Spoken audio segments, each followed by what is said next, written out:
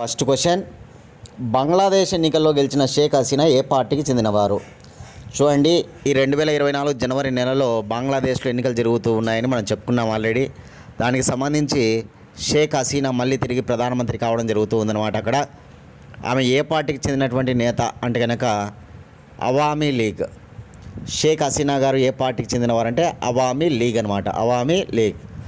బంగ్లాదేశ్లో 300 స్థానాలకు సంబంధించి ఎన్నికలు జరిగాయన్నమాట. అసలు 300 స్థానాలు ఉంటాయి, కానీ 299 స్థానాలకు ఎన్నికలు జరిగాయన్నమాట. ఈ 299 స్థానాలకు గాను అవామీ లీగ్ పార్టీ 200 స్థానాలలో గెలవడం జరిగిందనమాట. దానితో ఆమె మళ్ళీ తిరిగి ప్రధానమంత్రి కాబోతూ ఉందన్నమాట. అవామీ లీగ్ మళ్ళీ అధికారంలోకి రాబోతూ ఉందన్నమాట. వరుసగా ప్రధానమంత్రిగా షేక్ హసీనా 4వ ప్రధానమంత్రి అవుతుందన్నమాట. ఇప్పుడు ఆమె ప్రధానమంత్రి అయితే ఇప్పుడు కనుక వరుసగా 4వ ప్రధానమంత్రి అనమాట. ఓవరాల్గా 5వ ప్రధానమంత్రి. బంగ్లాదేశ్ చరిత్రలోనే 5 సార్లు ప్రధానమంత్రి అనమాట. 5వసారి ప్రధానమంత్రి, వరుసగా 4వసారి, ఓవరాల్గా 5వసారి అనే విషయాన్ని మనం గుర్తుపెట్టుకోవాలి. ఓకేనా. ఇకపోతే చాలా వెరీ ఇంపార్టెంట్గా మనం తెలుసుకోవాల్సిన విషయం ఏంటంటే కనుక ఆమె గోపాల్గంజ్ 3 అనేటువంటి నియోజకవర్గం నుంచి పోటీ చేసిందనమాట. కానీ గోపాల్గంజ్ 3 అనేటువంటి ఒక నియోజకవర్గంలో ఆమె గెలుపొందడం జరిగిందనమాట.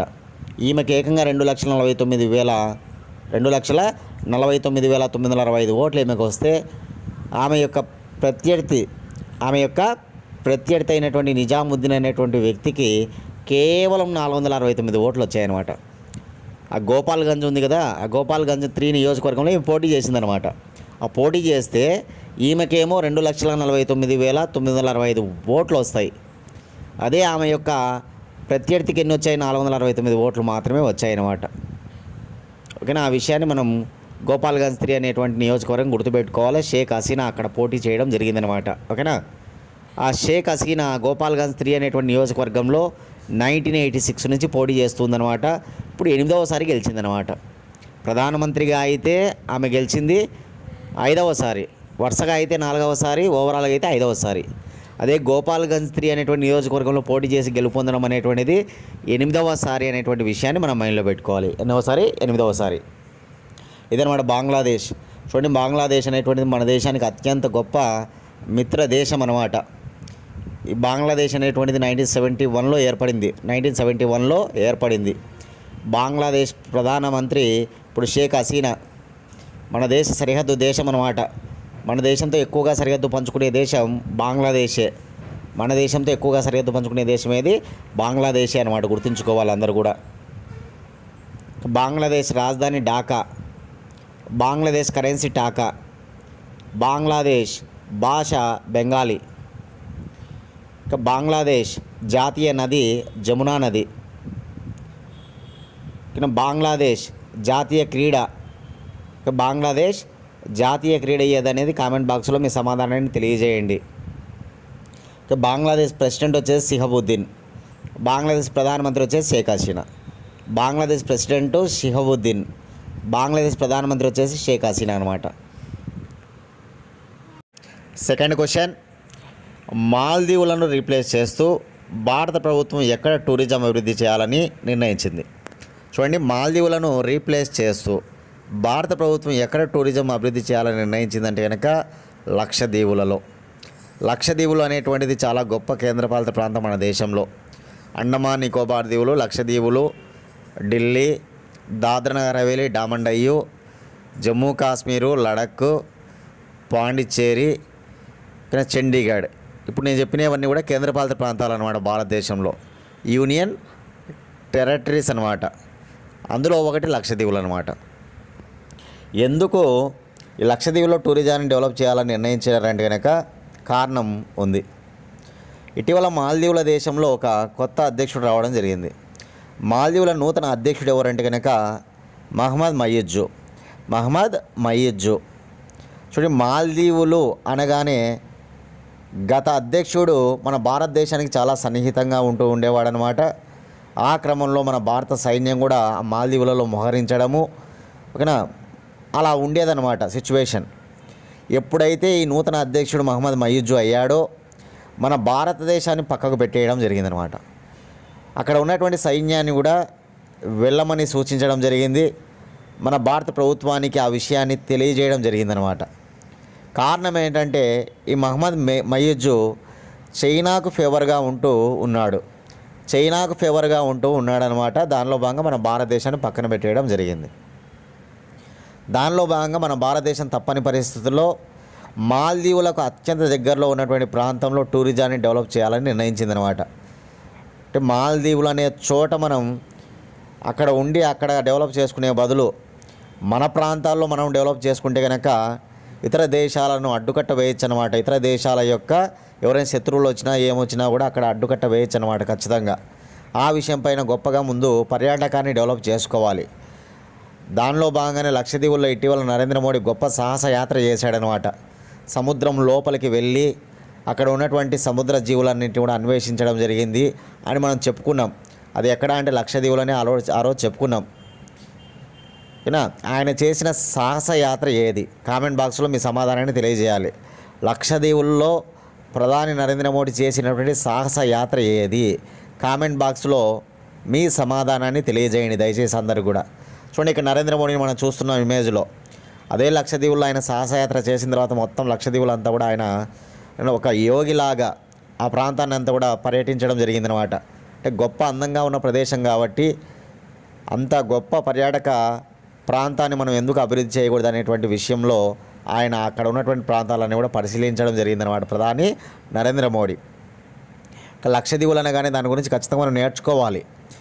లక్షద్వీపుల రాజధాని కవరత్తి. లక్షద్వీపులు కేరళ రాష్ట్రానికి ఒక 200 కిలోమీటర్ల దూరంలో ఉంటుందన్నమాట. కేరళలో చాలా గొప్పగా కొబ్బరి తోటలు ఉన్నట్టే లక్షద్వీపులో కూడా కొబ్బరి తోటలు ఎక్కువ ఉంటాయన్నమాట. భారతదేశంలో ఎక్కువ అక్షరాస్యత ఉన్నటువంటి రాష్ట్రం కేరళ అనమాట. ఎక్కువ కొబ్బరి తోటలు కూడా కేరళలోనే ఉంటాయి. స్త్రీ పురుష నిష్పత్తి ఎక్కువగా ఉండేది కూడా కేరళలోనే అనమాట. సరే, లక్షద్వీపుల విషయానికి వస్తే అక్కడ కొబ్బరి తోటలు ఉంటాయి. అదేవిధంగా సముద్రం పరంగా వాళ్ళకు గొప్పగా చేపలు బాగా వాళ్ళు పట్టడం జరుగుతుందన్నమాట. మాంసాహారంగా వాళ్ళు బాగా ఏమి ఉపయోగిస్తారంటే చేపలు ఉపయోగిస్తారనమాట ఎవరు లక్షద్వీపులు. లక్షద్వీపులు అనేటువంటి గొప్ప కేంద్రపాలిత ప్రాంతంలో కొన్ని రకాల ముఖ్యమైన దీవులు ఉంటాయి. మినికాయ్ అనేది చాలా ఫేమస్ దీవి మినికాయ్. అదేవిధంగా లక్షద్వీపుల రాజధాని కవరత్తి కూడా ఒక దీవే. అదేవిధంగా అమినీ దీవులు, సుహేలి దీవులు, కల్చేవి దీవులు, ఇవన్నీ కూడా లక్షద్వీపుల్లో ఉన్నటువంటి దీవులు అనమాట. మనకి ఎగ్జామ్లో జాగ్రఫీలో మనం చదువుతాం 8 డిగ్రీస్ ఛానల్ అని, 9 డిగ్రీస్ ఛానల్ అని, 10 డిగ్రీస్ ఛానల్ అని ఎగ్జామ్లో బాగా అడుగుతూ ఉంటారు అనమాట. 8 డిగ్రీస్ ఛానల్ మాల్దీవులు, లక్షద్వీపులు. మాల్దీవులు అనేటువంటి దేశం ఉంది కదా, దాన్ని లక్షద్వీపులను వేరు చేస్తుందన్నమాట. మాల్దీవులను మినికాయ్ని, లక్షద్వీపులలో అన్నిటికంటే అతిపెద్ద దీవి అనమాట మినికాయ్ని మాల్దీవులను వేరు చేసేది 8 డిగ్రీస్ ఛానల్ అనమాట. అదే మినికాయ్ని లక్షద్వీపుల గొప్ప సమూహం ఉంటుంది కదా, లక్షద్వీపుల యొక్క గొప్ప సమూహం, దాన్ని వేరు చేసేది 9 డిగ్రీస్ ఛానల్. 8 డిగ్రీస్ ఛానల్ వచ్చేసి మాల్దీవులను మినికాయ్ దీవిని, 9 డిగ్రీస్ ఛానల్ వచ్చేసి మినికాయ్ని లక్షద్వీపులను వేరు చేస్తుందన్నమాట. 10 డిగ్రీస్ ఛానల్ కూడా మనం గుర్తుపెట్టుకోవాలి. అండమాన్ దీవులను, నికోబార్ దీవులను వేరు చేసేది ఏదంటే కనుక 10 డిగ్రీస్ ఛానల్ అనమాట. బాగా గుర్తుంచుకోవాలి. 8 డిగ్రీస్, 9 డిగ్రీస్, 10 డిగ్రీస్. కాబట్టి లక్షద్వీపులకు దగ్గరలో ఉన్న దేశం మాల్దీవులు అనమాట. ఓకేనా? ఇవి బాగా గుర్తుంచుకోవాలి. ఎందుకంటే మనకు మాల్దీవులకు మధ్య ఇప్పుడు బాగా వైరుధ్యం వస్తూ ఉందన్నమాట. కాబట్టి వాళ్ళకు మనకు మధ్య మాటల యుద్ధం కూడా జరుగుతుంది.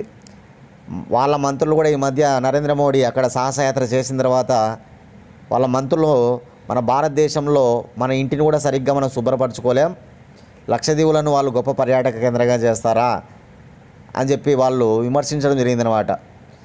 వాళ్ళ ఇళ్ళను వాళ్ళు సరిగ్గా భారతీయులు వాళ్ళు సరిగ్గా నీట్గా ఉంచలేరనేటువంటిది కొంతమంది మంత్రులు అక్కడ మాల్దీవుల్లో ఉంటారు కదా, రాజకీయంలో మంత్రులు, వాళ్ళు ఆరోపణలు చేయడం జరిగిందనమాట మన దేశం గురించి. దాన్ని గట్టిగా మన వాళ్ళు కూడా తిప్పికొట్టడం జరిగిందనమాట. అదంతా ఇట్లా మాటల యుద్ధం జరుగుతుంది. కాబట్టి ఇట్లాంటి విషయాలు ఖచ్చితంగా ఉన్నప్పుడు మనం ఇంకా ఫోకస్ చేయాల్సిన అవసరం ఉంటుందన్నమాట ఎగ్జామ్ పాయింట్ ఆఫ్ వ్యూ అయితే కనుక. మాల్దీవుల రాజధాని మాల్దీవుల కరెన్సీ రూపాయి, మాల్దీవుల భాష దివేహి, మాల్దీవుల మతం ఓకేనా ఇస్లాం మతం అన్నమాట, ఇస్లాం మతం. మాల్దీవుల ప్రజెంట్ ప్రెసిడెంట్ ఎవరంటే కనుక మహమ్మద్ మయూజ్జు. కార్గిల్ వైమానిక దళంపై రాత్రివేళ దిగిన తొలి విమానం ఏది? కార్గిల్ వైమానిక దళంపై రాత్రివేళ దిగినటువంటి తొలి విమానం ఏదంటే కనుక C-130J. ఫస్ట్ ఆప్షన్ చూడండి, C-130J. చూడండి, చాలా చాలా ఇంపార్టెంట్ అనమాట. అంటే మన యొక్క ఇండియన్ ఎయిర్ ఫోర్సు తమ సామర్థ్యాన్ని మరింత పెంచింది అనడానికి ఇక్కడ జరిగినటువంటి విన్యాసాలు అనమాట. ఇక్కడ విన్యాసాలు చేయడం జరిగిందనమాట. మన ఇండియన్ ఎయిర్ ఫోర్స్ వాళ్ళు గొప్ప విన్యాసాలు చేశారనమాట. దానిలో భాగంగా ఒక రవాణా విమానాన్ని దింపారనమాట. ఇప్పుడు నేను చెప్పినటువంటి C-130J అనేటువంటిది అతిపెద్ద రవాణా విమానం అనమాట. కార్గిల్ వైమానిక దళంపై అక్కడ దింపడం జరిగిందనమాట ఆ విమానాన్ని. అది ఎప్పుడంటే రాత్రి వేళ దిగినటువంటి తొలి విమానంగా రికార్డులో నిలిచిందనమాట. రాత్రి వేళ ఇంతవరకు కూడా ఏ యుద్ధ విమానం కానీ ఆ కార్గిల్ వైమానిక దళంపై ఏ రవాణా విమానం కానీ దిగలేదనమాట. మొట్టమొదటిసారికి ఈ విమానం దిగడం జరిగింది. అక్కడ విన్యాసాలు కూడా చేయడం జరిగిందనమాట ఇండియన్ ఎయిర్ ఫోర్స్ వాళ్ళు. ఇండియన్ ఎయిర్ ఫోర్స్కు సంబంధించినటువంటి గరుడ కమాండోలు ఎవరు? ఇండియన్ ఎయిర్ ఫోర్స్కు చెందినటువంటి గరుడ కమాండోలు విన్యాసాల్లో ఓకేనా పార్టిసిపేట్ చేయడం జరిగిందనమాట.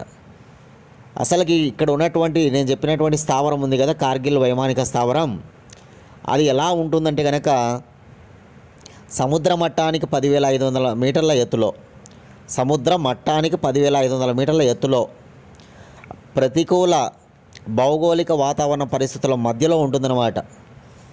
ప్రతికూలం అంటే కనుక అక్కడ వాతావరణ పరిస్థితులు ఒక సరిగ్గా ఉండవు అనమాట.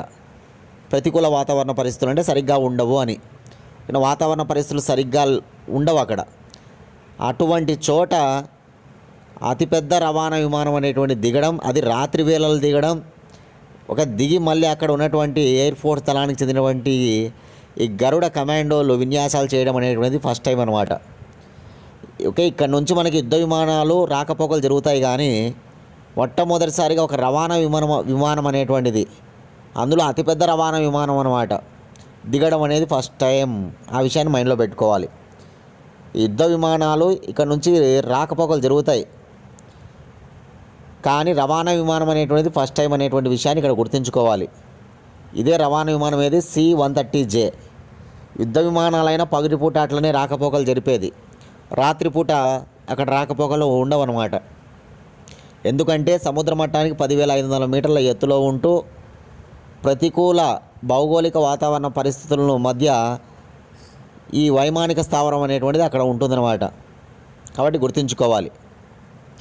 ఇక మన Indian air force chief marshal ఎవరు అంటే కనుక, మన Indian air force chief marshal ఎవరు అంటే కనుక నేనే చెప్తున్నా, ఎవరైనా వివేక్ రామ్ చౌదరి. ఆర్మీ చీఫ్ అయితే కనుక మనోజ్ పాండే, నేవీ చీఫ్ అయితే Harikumar, air force chief marshal అయితే కనుక వివేక్ రామ్ చౌదరి అనమాట. నా నుంచి మీకు క్వశ్చన్ ఏంటంటే కనుక, నేవీకి ఇటీవలనే వైస్ అడ్మిరల్ వచ్చారు. ఆ వైస్ అడ్మిరల్ ఎవరు? కామెంట్ బాక్స్లో మీ సమాధానాన్ని తెలియజేయండి. Vice admiral, navy vice admiral.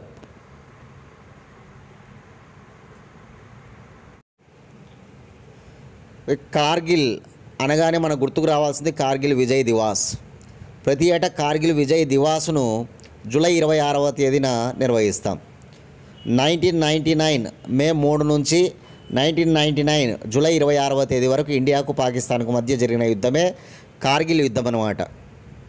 ఆ కార్గిల్ యుద్ధంలో భాగంగా మనం జూలై 26వ తారీఖున విజయం సాధిస్తాం. అందుకే జూలై 26ను కార్గిల్ విజయ్ దివాస్గా జరుపుకుంటారనమాట. ఇప్పుడు కార్గిల్ అనేది ప్రజెంట్ ఎక్కడ ఉందంటే లడఖ్లో ఉంటుంది. లడఖ్లో కార్గిల్ అనేది ఒక డిస్టిక్ అనమాట. లడఖ్ రాజధాని లేహ్ అనమాట. లడఖ్ రెండవ రాజధాని కార్గిల్ అనమాట. అటువంటి కార్గిల్లో మనకి సరిహద్దు కదా, లైన్ ఆఫ్ కంట్రోల్, భారతదేశ నియంత్రణ రేఖ ఉంటుందన్నమాట. ఇండియా పాకిస్తాన్ మధ్య ఒక నియంత్రణ రేఖ ఉంటుందన్నమాట, లైన్ ఆఫ్ కంట్రోల్ అనేటువంటిది గుర్తుపెట్టుకోవాలి. ఇండియాకు పాకిస్తాన్కు మధ్య అత్యంత వివాదాస్పదమైనటువంటివి కొన్ని ఉంటాయి. రాడ్క్లిఫ్ లైన్ అని, సర్క్రిక్ లైన్ అని, 24 degrees parallel line, line of control, ఇవన్నీ కూడా ఇండియాకు పాకిస్తాన్కు మధ్య అత్యంత వివాదాస్పదమైనటువంటివి అన్నమాట, గుర్తుపెట్టుకోవాలి. డ్యూరాన్ లైన్ అనేది ఇండియాకు ఆఫ్ఘనిస్తాన్కు మధ్య, పాకిస్తాన్కు ఆఫ్ఘనిస్తాన్కు మధ్య డ్యూరాండ్ లైను. ఇక McMahon line, line of actual control.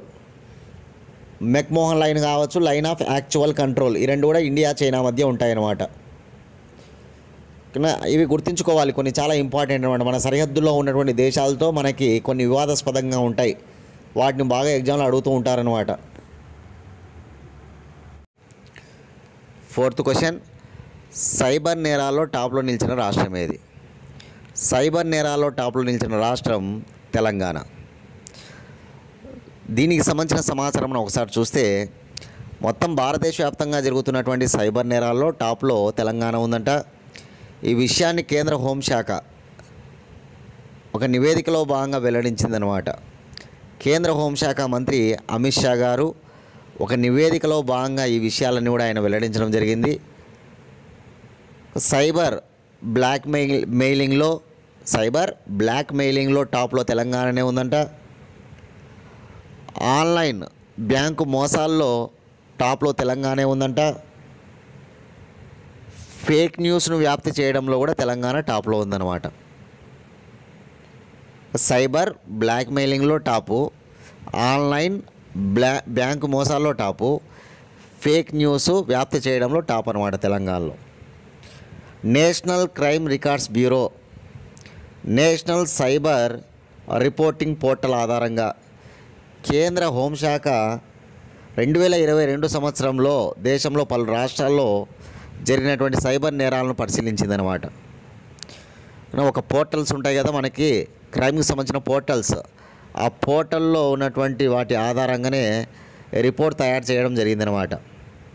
దీని ఆధారంగానే సైబర్ నేరాలకు అడ్డుకట్ట వేసేందుకు కూడా చర్యలు తీసుకోనున్నట్టుగా కేంద్ర హోంశాఖ తెలపడం జరిగిందనమాట.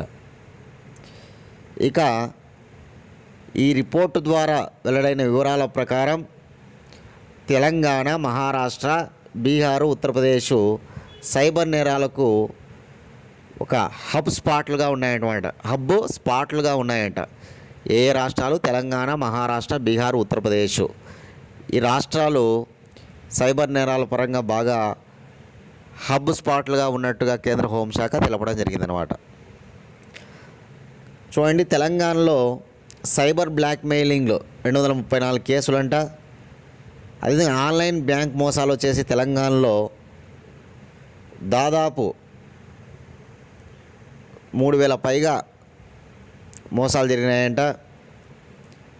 అదేవిధంగా ఓటీపీ పరంగా కూడా మోసాలు జరుగుతాయి కదా, అలా తెలంగాణలో ఓటీపీ మోసాలు 2372 ఉన్నాయన్నమాట. ఓకేనా, గుర్తుపెట్టుకోవాలి. ఈ సమాచారాన్ని మైండ్లో పెట్టుకొని నోట్ చేసుకొని చదువుకోవాలి బాగా.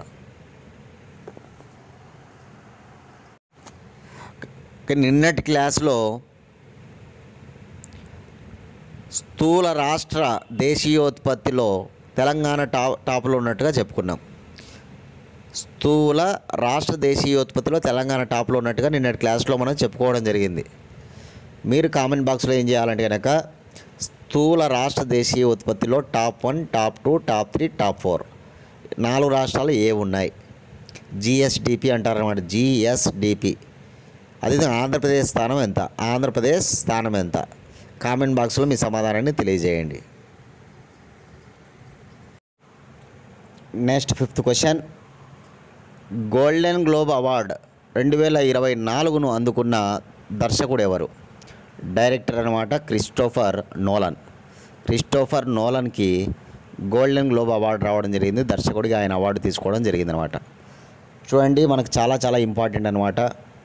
ప్రతి ఏటా కూడా మనకు సినిమా రంగానికి సంబంధించి అత్యంత అద్భుతమైనటువంటి అవార్డులు ఏవైనా ఇస్తారు అంతర్జాతీయంగా ఫస్ట్ అంటే అవి గోల్డెన్ గ్లోబ్ అవార్డ్స్ అనమాట. ప్రపంచంలో సినిమా రంగంలో ఇచ్చే అత్యున్నత పురస్కారాలు ఆస్కార్ అవార్డు కంటే ముందు జనవరి నెలలో ప్రతి ఏటా కూడా మనకి ఈ గోల్డెన్ గ్లోబ్ అవార్డ్స్ అనేటువంటి రిలీజ్ చేయడం జరుగుతుందన్నమాట. దాని తర్వాత నెక్స్ట్ ఆస్కార్ అవార్డులు అనేటువంటివి ఇస్తారనమాట. ఆల్మోస్ట్ గోల్డెన్ గ్లోబ్ అవార్డ్స్ వేటికైతే వస్తాయో ఆస్కార్ అవార్డ్స్ కూడా అవే మనం చూస్తూ ఉంటాం సహజంగా. ఇంకా ఈసారి ఎవరికి వస్తాయి ఆస్కార్ అవార్డులు అనేది తెలియదు, కానీ యాక్చువల్గా ప్రతి ఏటా కూడా మనం చూస్తే గోల్డెన్ గ్లోబ్ అవార్డ్స్లో ఉత్తమ నటుడు, ఉత్తమ నటి, ఉత్తమ దర్శకుడు, ఉత్తమ చిత్రం ఇవి ఉంటాయి కదా కామన్గా. అందులో ఉన్నటువంటివే ఆస్కార్ అవార్డ్స్ కూడా వస్తూ ఉంటాయి అన్నమాట. సరే, ఈ ఏడాది గోల్డెన్ గ్లోబ్ అవార్డ్స్ ఇంపార్టెంట్గా మనం చూడాలి. 81వ గోల్డెన్ గ్లోబ్ అవార్డ్స్ ఇవ్వడం జరిగింది. 81వ గోల్డెన్ గ్లోబ్ అవార్డ్స్ మీరు కొన్ని నోట్ చేసుకోవాలి అన్నీ కూడా. నేను ఇప్పుడు ఉత్తమ దర్శకుడిని చెప్పా. ఎవరు ఉత్తమ దర్శకుడు అంటే కనుక క్రిస్టోఫర్ నోలన్ అనమాట. ఎప్పుడైనా సరే ఒక అవార్డ్స్ అన్నప్పుడు చాలా ఫేమస్గా ఉత్తమ చిత్రము, ఉత్తమ దర్శకుడు, ఉత్తమ నటుడు, ఉత్తమ నటి, ఉత్తమ సహాయ నటుడు, ఉత్తమ సహాయ నటి, ఉత్తమ సంగీతం, కనీసం ఇవి నోట్ చేసుకోవాలన్నమాట. ఓకే, ఇంటర్నేషనల్ లెవెల్లో ఉన్నటువంటి అవార్డ్స్లో చాలా ఫేమస్గా మనం నోట్ చేసుకోవాల్సింది ఎప్పుడైనా సరే బెస్ట్ యాక్టరు, బెస్ట్ యాక్ట్రెస్, అదేవిధంగా best director, best picture, best supporting actor, best supporting actors, అదేవిధంగా బెస్ట్ ఒరిజినల్ స్కోర్ అంటే మ్యూజిక్ అనమాట. ఇవి నేను చెప్తా, ఇప్పుడు నోట్ చేసుకోవాలి మీరు. గోల్డెన్ గ్లోబ్ అవార్డ్స్ 2024 అని పెట్టుకోండి. ఉత్తమ చిత్రం బెస్ట్ పిక్చర్ వచ్చేసి ఓపెన్ హైమర్ అనేది బెస్ట్ పిక్చర్ అనమాట. ఈ ఓపెన్ హైమర్ దర్శకుడు క్రిస్టోఫర్ నోలన్. బెస్ట్ డైరెక్టర్ ఎవరంటే కనుక ఉత్తమ దర్శకుడు క్రిస్టోఫర్ నోలన్. ఈ క్రిస్టోఫర్ నోలన్ తీసిన సినిమానే ఓపెన్ హైమర్ అనమాట. బెస్ట్ పిక్చరు అతనిదే, బెస్ట్ డైరెక్టర్ అతని 2 అవార్డులు వచ్చాయి ఇప్పుడు ఓపెన్ హైమర్ అనేటువంటి సినిమాకి అనమాట. నెక్స్ట్ బెస్ట్ యాక్టర్ వచ్చేసి ఉత్తమ నటుడు అనమాట. ఉత్తమ నటుడు ఎవరంటే కనుక సిలియన్ ముర్ఫీ. ఆయన ఏ సినిమాలో నటనకు ఆయనకు అవార్డు వచ్చిందంటే కనుక సిలియన్ ముర్ఫీకి ఓపెన్ హైమర్ అనేటువంటి సినిమాలో ఆయన హీరో అనమాట. ఆయనకు అవార్డు వచ్చింది. ఇప్పుడు చెప్పినటువంటి బెస్ట్ పిక్చర్ ఓపెన్ హైమరే, బెస్ట్ డైరెక్టర్ ఓపెన్ హైమరే, బెస్ట్ యాక్టర్ కూడా ఓపెన్ హైమరే అనమాట. ఆ చిత్రం అనేది గుర్తుపెట్టుకోవాలి, ఇంపార్టెంట్. నెక్స్ట్ బెస్ట్ యాక్ట్రెస్ అంటే ఉత్తమ నటి ఎవరంటే కనుక లిలీ గ్లాడ్ స్టోన్. సినిమా కూడా నోట్ చేసుకోండి. లిలీ గ్లాడ్ స్టోన్ ఏ సినిమాలో నటించిందంటే కనుక కిల్లర్స్ ఆఫ్ ద ఫ్లవర్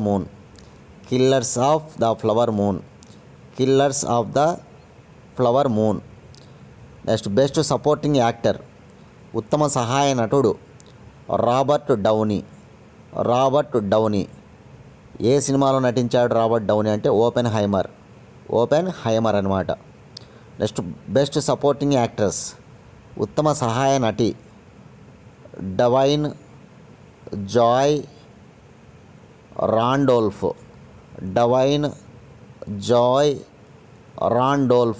ఈమె ఉత్తమ సహాయ నటి అనమాట.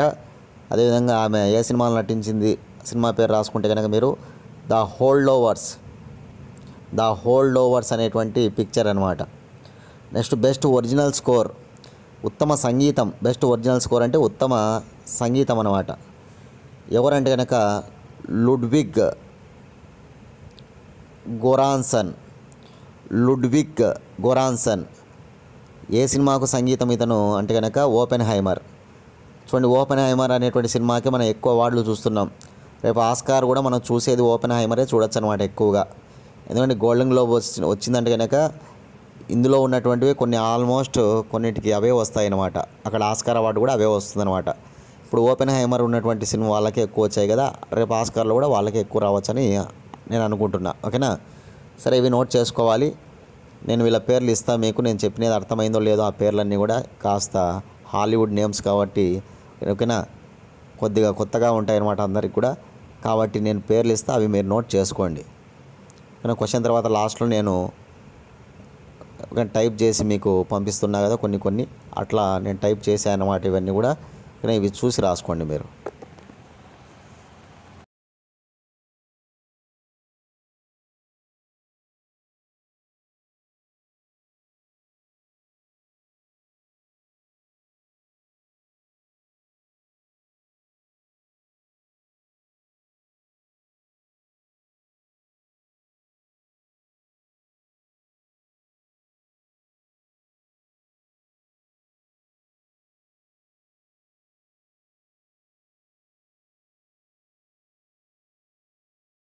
Question number 6, 4 stars of destiny పుస్తకం అనేది ఈ క్రింది ఎవరి ఆత్మకథ?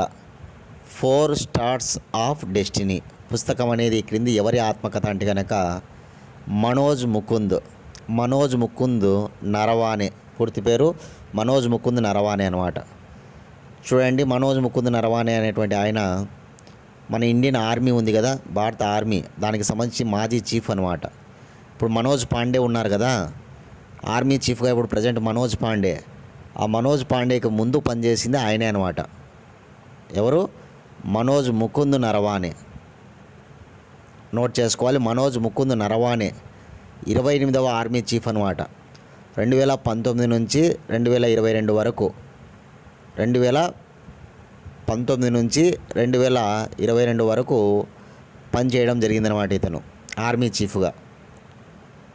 ఇతనికి 2019లో మన భారత ప్రభుత్వం పరమ విశిష్ట సేవా పథకాన్ని కూడా ఇస్తుందన్నమాట.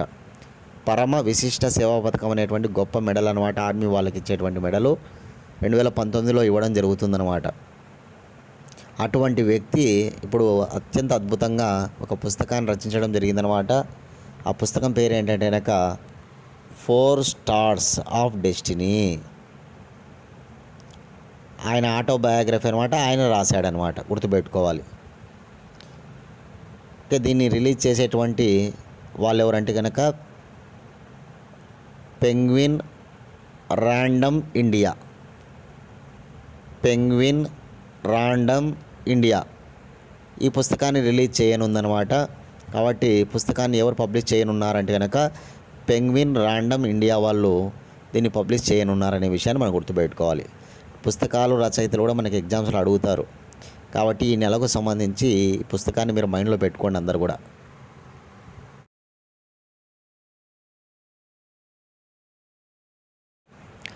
నెక్స్ట్ క్వశ్చన్, మంచు చిరుతపులిని జాతీయ చిహ్నంగా చేసిన దేశం ఏది?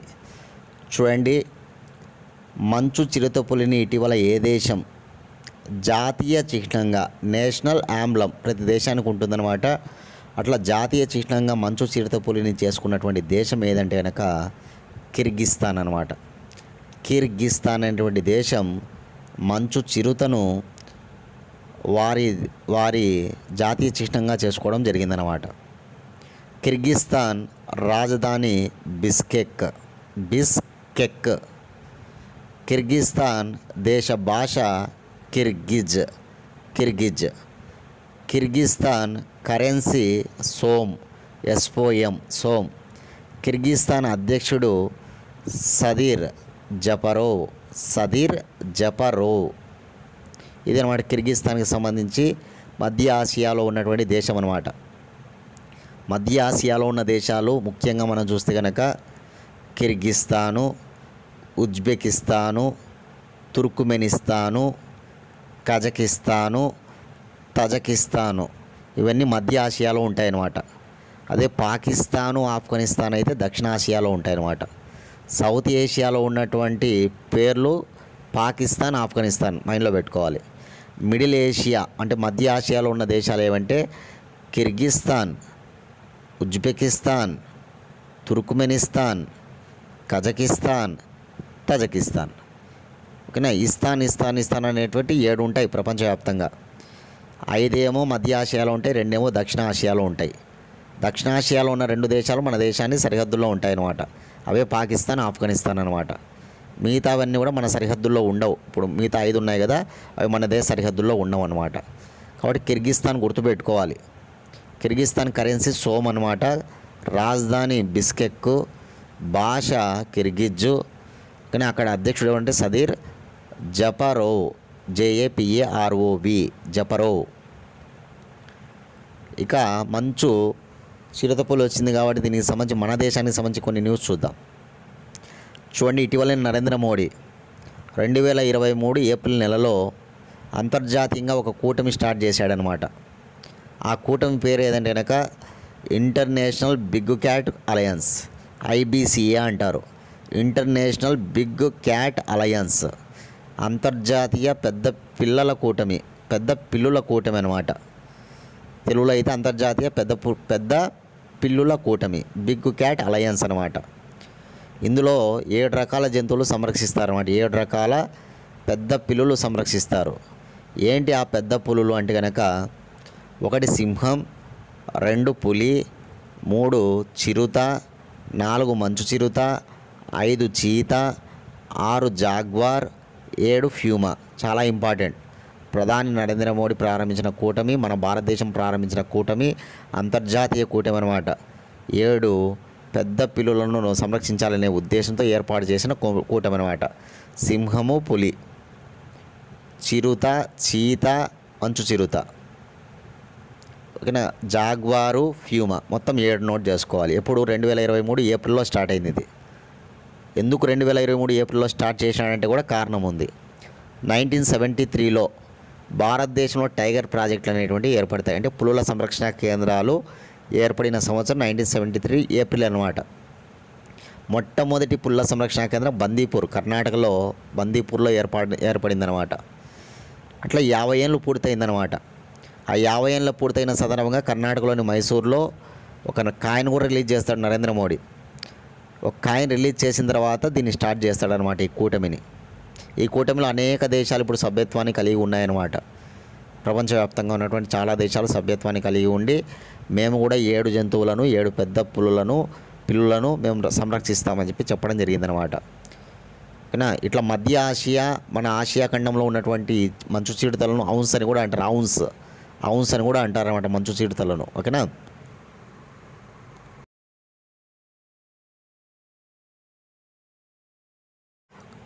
ఎయిత్ క్వశ్చన్, బిమ్స్టెక్ నూతన సెక్రటరీ జనరల్గా ఎవరు నియమితులయ్యారు?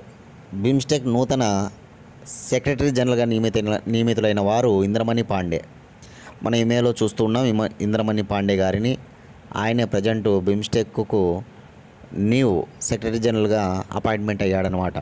న్యూ సెక్రటరీ జనరల్గా అపాయింట్మెంట్ కావడం జరిగిందనమాట. చూడండి, బిమ్స్టెక్ అనేటువంటి చాలా గొప్ప అంతర్జాతీయ సంస్థ అనమాట. ఇందులో దక్షిణాసియా, ఆగ్నేయ ఆసియా దేశాలు ఉంటాయన్నమాట. ఈ బిమ్స్టెక్ అనేటువంటిది 1997లో ఏర్పడింది. 1997లో ఏర్పడింది అనమాట బిమ్స్టెక్. మొట్టమొదటి సమావేశం 2004లో థాయిలాండ్లోని బ్యాంకాక్లో జరిగిందనమాట. థాయిలాండ్లోని బ్యాంకాక్లో. చివరి సమావేశం 2022లో శ్రీలంకలో జరిగిందనమాట. అది కూడా వర్చువల్ సమావేశం. ఎందుకంటే అప్పుడు కోవిడ్ కారణం చేత వర్చువల్గా జరిగిందనమాట సమావేశం. లాస్ట్ ఫైనల్గా 2022లో. తర్వాత అది ఎక్కడ అనేది ఇంకా నిర్ణయించలేదన్నమాట. ఓకేనా. కోవిడ్ తర్వాత అది ఎక్కడ జరపాలనేది తర్వాత నిర్ణయించలేదు. తర్వాత అది ఎక్కడ జరుగుతున్నది తర్వాత విషయం. ఇప్పటికైతే అది నిర్ణయించలేదనే విషయాన్ని గుర్తుపెట్టుకోవాలి. సరే, బిమ్స్టెక్ ఏర్పడిన సంవత్సరం 1997 అని గుర్తుపెట్టుకోవాలి. బిమ్స్టెక్ తొలి సమావేశం 2004 థాయిలాండ్లోని బ్యాంకాక్లో. బిమ్స్టెక్ చివరి సమావేశం 2022 శ్రీలంక అనేటువంటి విషయాన్ని మైండ్ పెట్టుకోండి. ఇక బిమ్స్టెక్ పూర్తి పేరు bay of Bengal initiative multi sectoral technical economic cooperation. చూడండి, ఒక్కొక్క అక్షరాన్ని మనం చెప్పుకుంటూ వచ్చాం. Bay of Bengal initiative multi sectoral technical economic cooperation. బంగాళాఖాతానికి చుట్టుపక్కల ఉన్న దేశాలన్నీ కూడా ఇందులో సభ్యత్వాన్ని కలిగి ఉంటాయి అన్నమాట. బంగాళాఖాతంతో సంబంధం ఉన్నటువంటి దేశాలన్నీ కూడా సభ్యత్వాన్ని కలిగి ఉంటాయి ఈ బిమ్స్టెక్లో అనమాట. అందులో మన భారతదేశం కూడా ఒకటి. బంగాళాఖాతంతో మనకు కూడా సంబంధం ఉంది కాబట్టి మనం కూడా ఇందులో భాగస్వామ్యం అనమాట. మొత్తం 7 దేశాలు ఉంటాయి బిమ్స్టెక్లో. ఆ 7 దేశాలు నోట్ చేసుకోవాలి, చాలా ఇంపార్టెంటు. బంగ్లాదేశు, భూటాను, ఐ అంటే ఇక్కడ ఇండియా, ఎం అంటే మయన్మార్, ఎస్ అంటే శ్రీలంక, టీ అంటే థాయిలాండు. ఓకేనా. బిలో 2 గుర్తుపెట్టుకోండి, Bangladesh, Bhutan. I India, M Myanmar, S Sri Lanka, T Thailand. అదేవిధంగా మరొక దేశాన్ని నోట్ చేసుకోండి, నేపాల్. ఇక్కడ నేను చెప్పిన పేరులోనే ఆ దేశాలు కూడా వచ్చేస్తాయి మీకు. Bangladesh, Bhutan, India, Myanmar, Sri Lanka, Thailand. ఎన్ను మాత్రం గుర్తుపెట్టుకోవాలి, నేపాల్ అని. ఇట్లా బిమ్స్టెక్లో 7 దేశాలు ఉంటాయన్నమాట. ఈ బిమ్స్టెక్ ప్రధాన కార్యాలయం బంగ్లాదేశ్లోని ఢాకా. ఇప్పుడు బిమ్స్టెక్కి కొత్తగా ఎవరు వచ్చారు సెక్రటరీ జనరల్ అంటే మన ఇండియన్ వచ్చాడనమాట. ఆయన ఇంద్రమణి పాండే. న్యూ అపాయింట్మెంట్స్లో నోట్ చేసుకోవాలి. సెకండ్ ఆప్షన్లో మీకు వికాస్ షీల్ ఉన్నారు. ఎవరు వికాస్శీల్ అంటే కనుక ఇప్పుడు ఏడీబీ అని చెప్పుకున్నాం నిన్నటి క్లాస్లోనే. ADB Asian development bank executive డైరెక్టర్గా నియమించబడ్డాడనమాట వికాస్శీల్. థర్డ్ ఆప్షన్లో అడప కార్తీక్, మన తెలంగాణకు చెందినటువంటి ఖమ్మం జిల్లా వాసి అడప కార్తీక్. ఆయన ప్రపంచ ఆరోగ్య సంస్థ ఆసియా విభాగానికి సలహాదారుడిగా నియమించబడ్డాడనమాట. ప్రపంచ ఆరోగ్య సంస్థ ఆసియా విభాగానికి సలహాదారుడిగా నియమించబడ్డాడు అడప కార్తీక్ అని మనం నిన్నటి క్లాస్లోనే చెప్పుకున్నాం. అదేవిధంగా నిన్నటి క్లాస్లోనే రష్మి శుక్లా గురించి కూడా చెప్పుకున్నాం. మహారాష్ట్ర తొలి మహిళా డీజీపీ, మహారాష్ట్ర తొలి మహిళా డీజీపీ ఎవరంటే కనుక రష్మి శుక్లా నియమించబడింది అనమాట. ఓకేనా, అది కూడా మనం చెప్పుకున్నాం. నా నుంచి మీకు ఒక క్వశ్చన్ ఏంటంటే కనుక భారతదేశంలో తొలి మహిళా డీజీపీ ఎవరు? నిన్నటి క్లాస్లో నేను చెప్పా భారతదేశంలో తొలి మహిళా డీజీపీ పేరు. మీరు కామెంట్ బాక్స్లో ఆమె పేరు ఓకేనా మెన్షన్ చేయండి.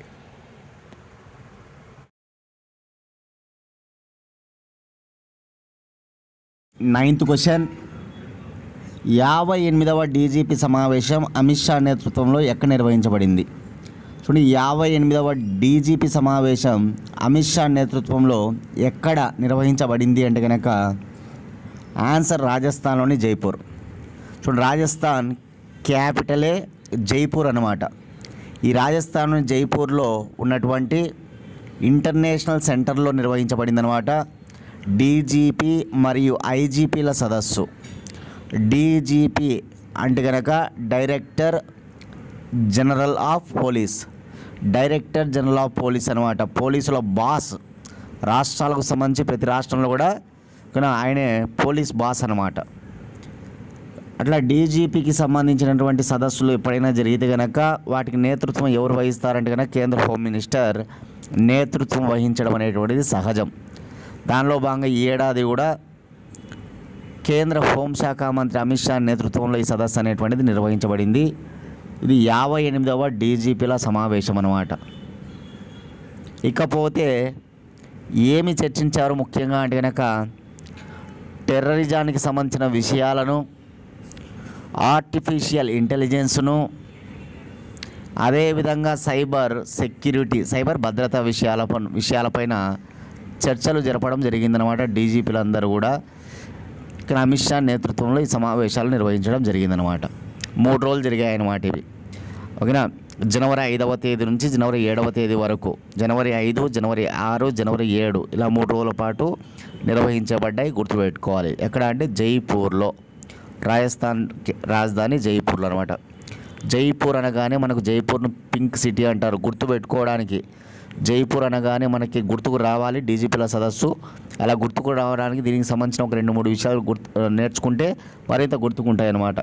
కాబట్టి జైపూర్ పింక్ సిటీ అంటారు, జైపూర్ను pink city. UNESCO heritage site, UNESCO వారసత్వ జాబితాలో చేరినటువంటి నగరం అన్నమాట జైపూర్. అదేవిధంగా మనకి యునెస్కోకు సంబంధించి హెరిటేజ్ సైట్లో ఈ జైపూర్ చేరిందనే విషయాన్ని మనం గుర్తుపెట్టుకుంటే ఇక్కడ మైనపు మ్యూజియం కూడా ఉంటుందన్నమాట జైపూర్లో. మైనపు మ్యూజియం కూడా ఉంటుందన్నమాట జైపూర్లో. అది కూడా మైండ్లో పెట్టుకోవాలి ఖచ్చితంగా. ఓకే, అందరూ కూడా దయచేసి క్లాస్ ఎవరైతే ఫాలో అవుతున్నారో మీరు దయచేసి లైక్ చేయండి ప్లీజ్, అందరూ లైక్ చేయండి. ఇంకా ఎవరైనా సబ్స్క్రైబ్ చేసుకోతే సబ్స్క్రైబ్ చేసుకోండి. మీ ఫ్రెండ్స్ ఎవరైనా ఉంటే కనీసం 3 మన ఛానల్ షేర్ చేయండి. అందరూ లైక్ చేయండి దయచేసి.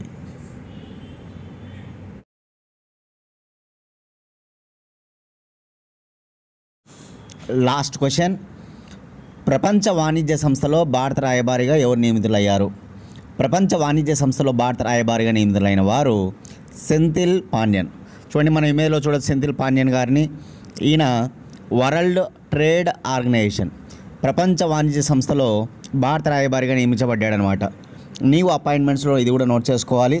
ఓకేనా, చూడండి, ఫస్ట్ ఆప్షన్లో ఉన్నటువంటి అడప కార్తీక్, ఇటీవలే మనం చెప్పుకున్నాం. అడప కార్తీక్ వచ్చేసి తెలంగాణ రాష్ట్రానికి చెందినవాడు అనమాట, ఖమ్మం జిల్లా వాసి అని. ప్రపంచ ఆరోగ్య సంస్థ ఆసియా విభాగంలో ఒక సలహాదారుడిగా చేరాడనమాట.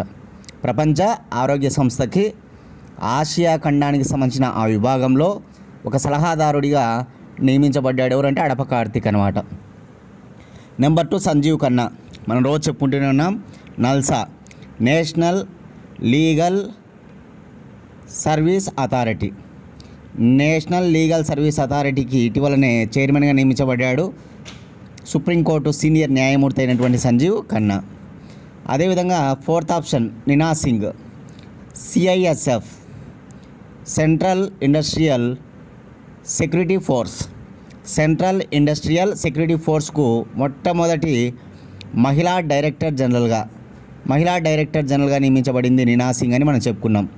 ఇటీవల పార్లమెంటు బాధ్యత అంతా కూడా ఈ సిఐఎస్ఎఫ్కే అప్పచెప్పడం కూడా జరిగింది. మనం అది కూడా తెలుసుకున్నాం అన్నమాట. పార్లమెంటు బాధ్యత మొత్తం కూడా ఇప్పుడు ఎవరి చేతిలో ఉందంటే సిఐఎస్ఎఫ్ చేతిలోనే ఉంటుందన్నమాట. ఈ విషయాలు కూడా మనం గుర్తుపెట్టుకోవాలి. అదేవిధంగా WTO, world trade organization. WTO ఏర్పడిన సంవత్సరం 1995. WTO ప్రధాన కార్యాలయం స్విట్జర్లాండ్లోని జెనీవా. ఓకేనా. WTOనే కాకుండా జెనీవాలో WHO, WMO, UNSCR, ILO, నానాజాతి సమితి, రెడ్ క్రాసు, IPCC, EC ఇవన్నీ కూడా జెనీవాని కేంద్రంగా చేసుకుని పనిచేస్తూ ఉంటాయి. WHO ఉంది కదా మనకు, ప్రపంచ ఆరోగ్య సంస్థ జెనీవానే. WTO ప్రపంచ వాణిజ్య సంస్థ జెనీవానే. WMO వరల్డ్ మెటీరియలాజికల్ ఆర్గనైజేషన్, ప్రపంచ వాతావరణ సంస్థ కూడా జెనీవాలోనే. అదే రెడ్ క్రాస్ జెనీవాలోనే. ILO ఇంటర్నేషనల్ లేబర్ ఆర్గనైజేషన్, ప్రపంచ కార్మిక సంస్థ కదా, అది కూడా జెనీవాలోనే. ఇట్లా చాలా మనకి జెనీవాలో చాలా గొప్ప ఇంటర్నేషనల్ ఆర్గనైజేషన్ కూడా అక్కడే ఉంటాయి అన్నమాట. ఓకేనా. ఇవన్నమాట ఇవాళ కరెంట్ అఫైర్స్. ఇక్కడ అందరూ కూడా నీట్గా కరెంట్ అఫైర్స్ బాగా రోజు ఫాలో అవుతూ రావాలి ఖచ్చితంగా. చెప్పినవన్నీ కూడా నీట్గా నోట్ చేసుకోవడము. కొంతమంది నోట్ చేసుకోవడం ఇబ్బందికరంగా అయితే కనుక మన దగ్గర ఆల్రెడీ PDF ఫైల్స్ అన్నీ కూడా ఉన్నాయి కాబట్టి మీరు ఆ PDFs తీసుకోవచ్చు. 1 year కరెంట్ అఫైర్స్ అవైలబుల్లో ఉన్నాయన్నమాట. 2023 జనవరి నుంచి కరెంట్ అఫైర్స్ అనేటువంటివి అందుబాటులో ఉన్నాయి కాబట్టి మీరు తీసుకొని వాటిని చదువుకోవచ్చు. డేట్ టు డేట్ ఉంటాయి, విత్ ఎక్స్ప్లెనేషన్ ఉంటాయి అన్నమాట. ప్రతి క్వశ్చన్ కింద ఎక్స్ప్లెనేషన్ ఉంటుందన్నమాట మళ్ళీ. కాబట్టి అందరికీ ఏ కాంపిటేటివ్ ఎగ్జామ్స్ ప్రిపేర్ అయినా కూడా మీకు ఉపయోగపడతాయి. కాబట్టి కరెంట్ అఫైర్స్ యూటిలైజ్ చేసుకోండి. కావాలనుకున్న వాళ్ళు 8186006848 అనే నెంబర్కి 100 రూపీస్ ఫోన్పే చేసి అదే నెంబర్కి స్క్రీన్ షాట్ పెట్టండి. 24 గంటల లోపల మేము PDF ఫైల్ పంపిస్తాం. ఓకే ఫ్రెండ్స్, రేపటి క్లాస్లో మళ్ళీ కలుసుకుందాం. థ్యాంక్స్.